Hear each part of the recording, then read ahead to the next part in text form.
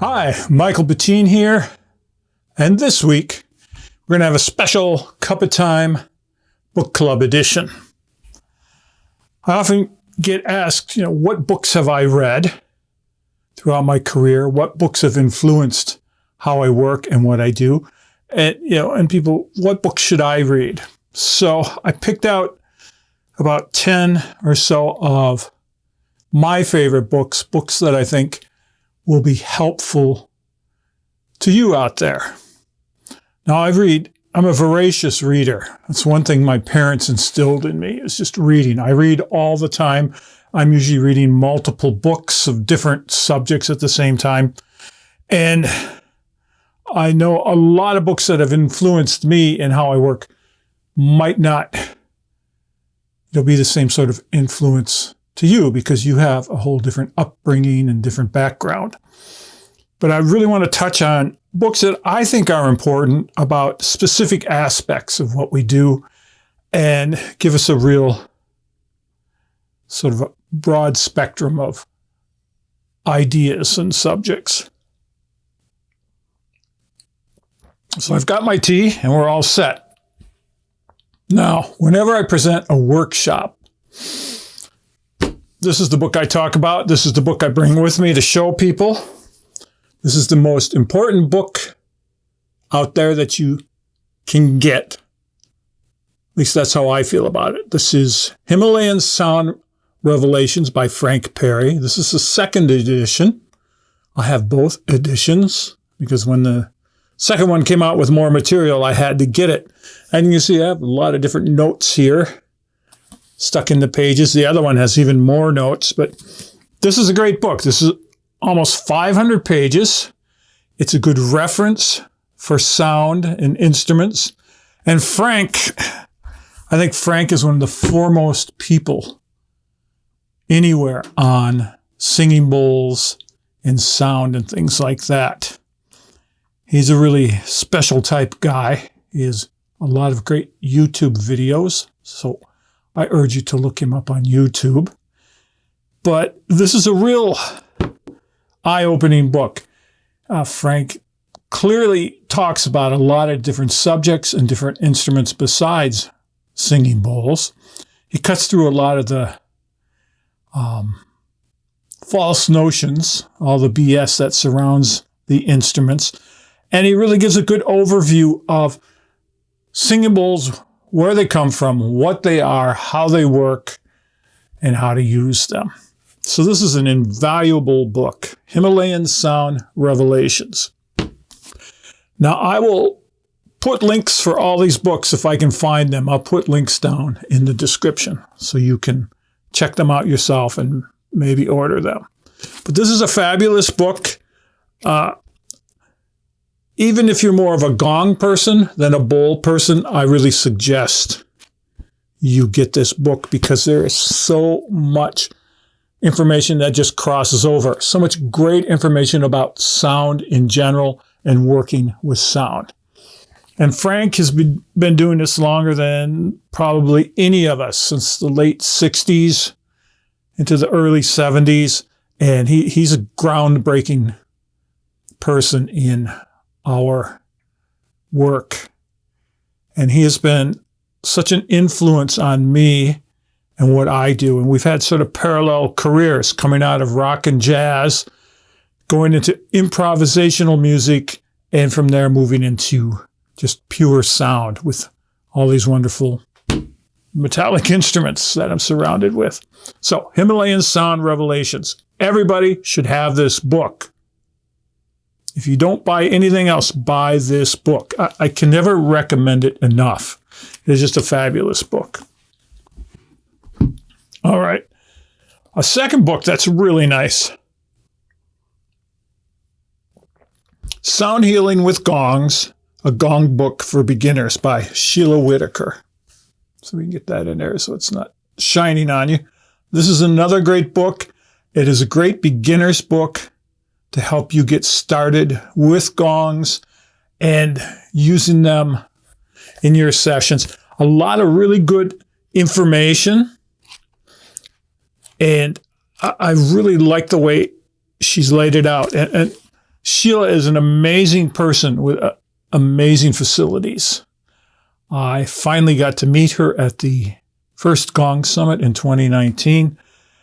She's such a gentle spirit, and the way she works just totally blew me away because it's so completely different than how I work. And it was just like, wow, just to see in person something that is totally different than what I'm doing. Yet we're reaching for the same goals. So, Sound Healing with Gongs, a gong book for beginners by Sheila Whittaker. And I suggest you look her up on the internet too. She's got a lot of great information out there. A third book would be Gongs and Tam-Tams, a guide for percussionists, drummers, and sound healers by Philip McNamara. Here's the cover for that. Now, Philip comes from a whole different background.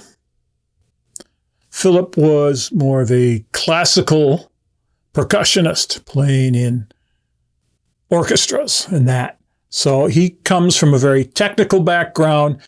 He's very, very knowledgeable about percussion and its history and its use in different orchestral pieces and that.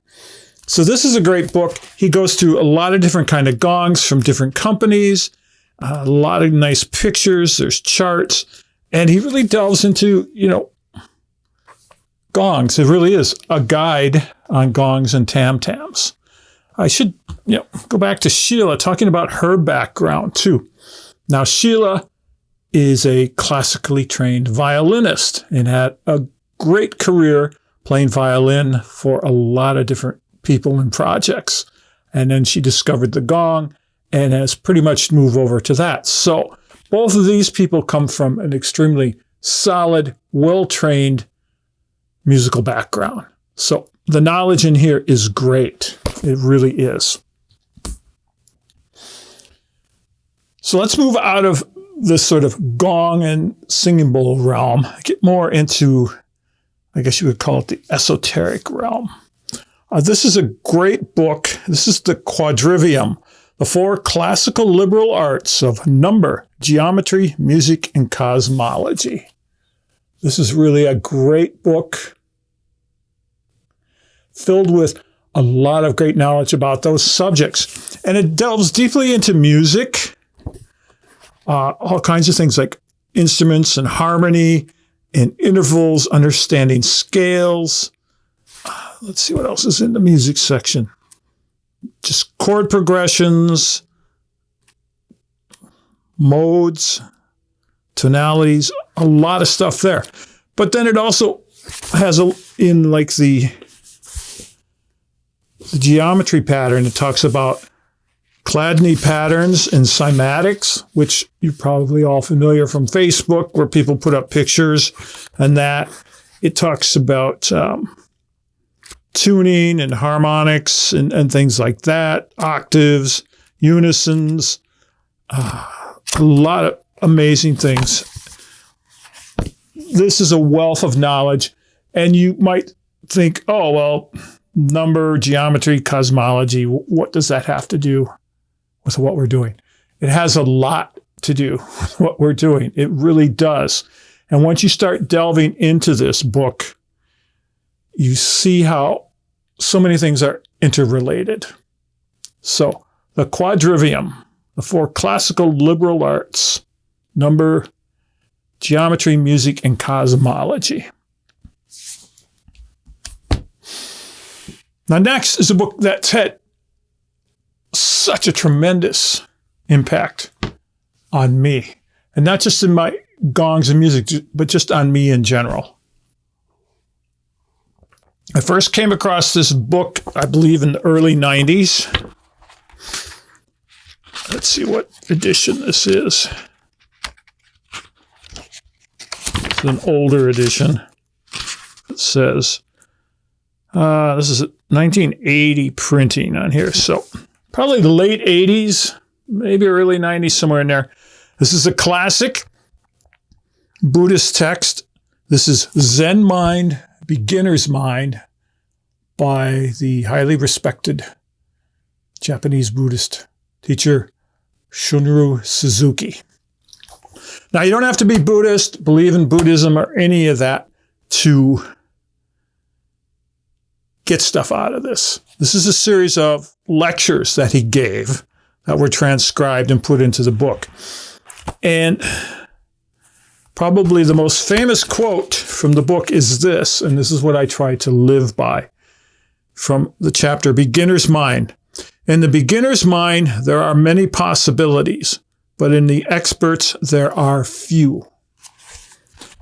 So if you think about that, when you first come across something or first start doing something, it seems like, wow, there's so much you can do. There's everything. Wow. And it's all new and it's fresh and it's exciting.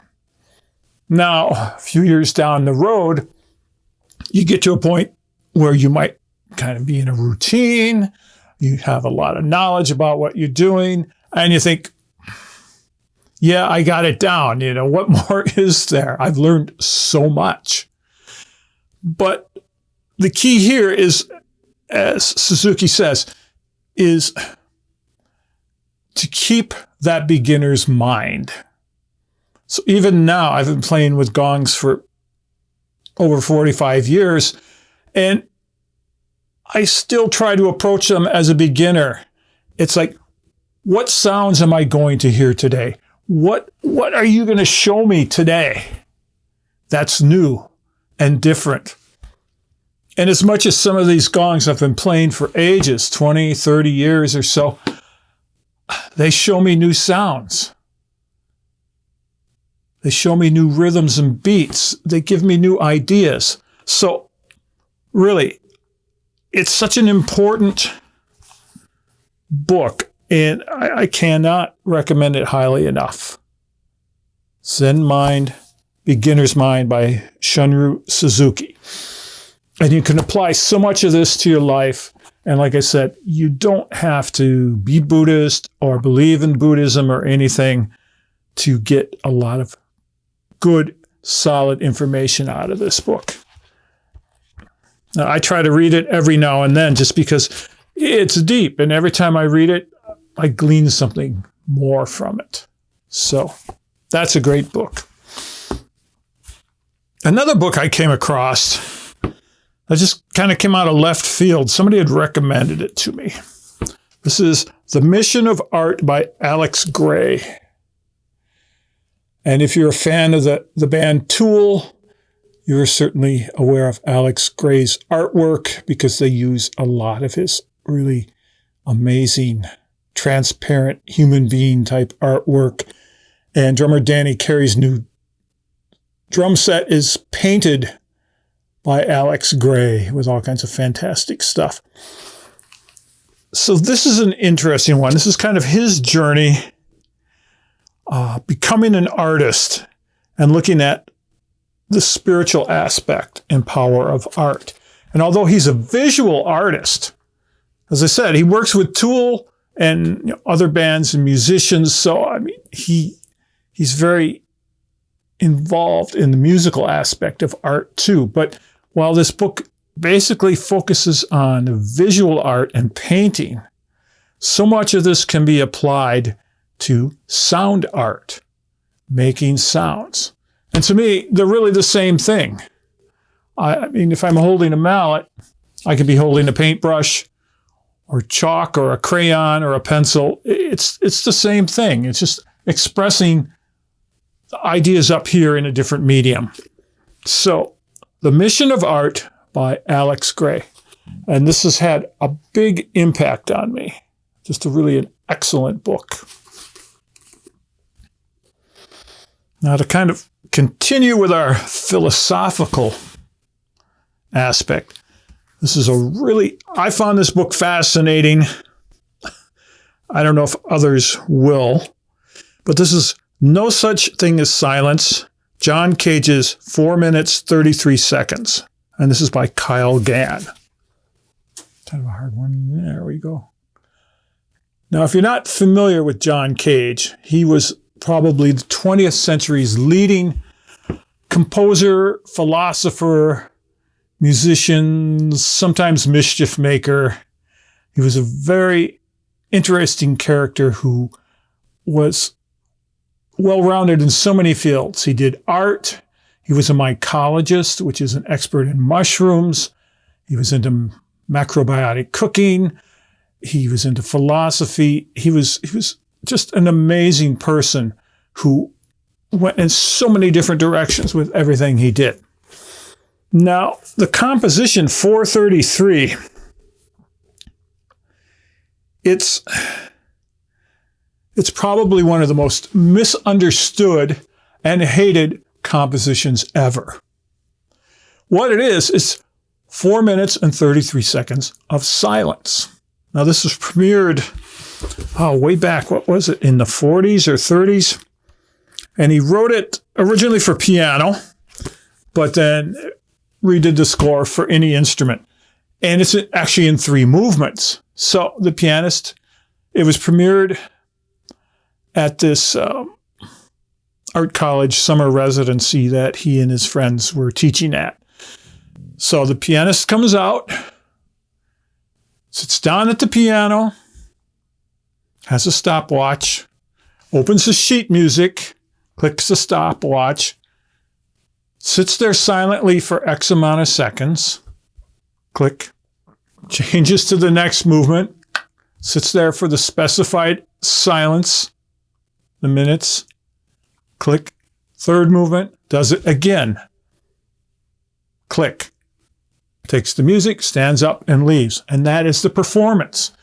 Now, a lot of people back then the press had a field day with this, claiming he was a charlatan, a jokester, that he was trying to pull something over on everybody.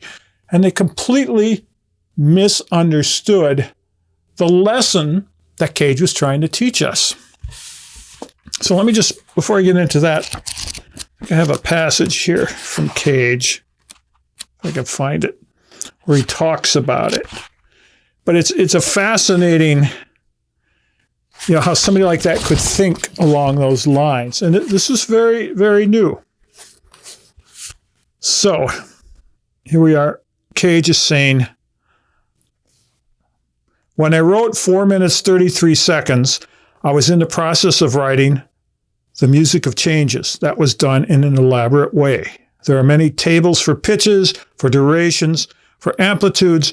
All the work was done with chance operations in the case of 433. I actually used the same method for working, and I built up the silence of each movement, and the 3 movements add up to 4 minutes, 33 seconds. I built up each movement by means of short silences put together. It seems idiotic, but that's what I did. I didn't have to bother with the pitch tables or the amplitude tables at all. I had to do was work with the durations. And then there was a question. Then it was a very spontaneous creation. I don't think that in this kind of work that spontaneous is the word. I didn't know what I was writing. 4 minutes, 33 seconds. I built it up very gradually, and it came out to be 4 minutes, 33 seconds. I just might have made a mistake in addition. So, back to Suzuki and Zen, Cage was fascinated by Zen Buddhism and a lot of different Eastern philosophies like the I Ching and other things. And along the way, he wanted to explore the idea of silence, or the idea that there really is no silence. So with 4 minutes and 33 seconds, the idea is, okay, the pianist or instrumentalist comes up, has the music, clicks the stopwatch, we all sit there. But out in the audience, somebody coughs, somebody rattles something. Maybe the air conditioner turns on and the fan is blowing. Depending on how soundproof the hall is, maybe a truck drives by and you can hear that, or a motorcycle. So what Cage was trying to teach us is there is no such thing as silence. Try as you might, there's always the world around you. And don't forget to look at that world, to listen to that world. So this is I have a probably 30, 40 books on Cage because he's been a big influence. But I think this is a really great look at 433, at everything leading up to it and everything after it, and how it affected so much in the arts back then. Okay. Now, the last two books are kind of connected together. I've been into energy healing since the early 1980s. I discovered that on a TV show of all things, late at night on WWOR from Secaucus, New Jersey, when cable TV first came out. That was one of the channels we were offered that, just came with the package. And back then they had sports and other things, and a lot of what in those days was known as cable access viewing. Now there was a law that said cable companies had to have a channel to allow people to make their own TV shows and present them. So a lot of people did talk shows, some people did cooking shows, some people did, music shows, other things like that.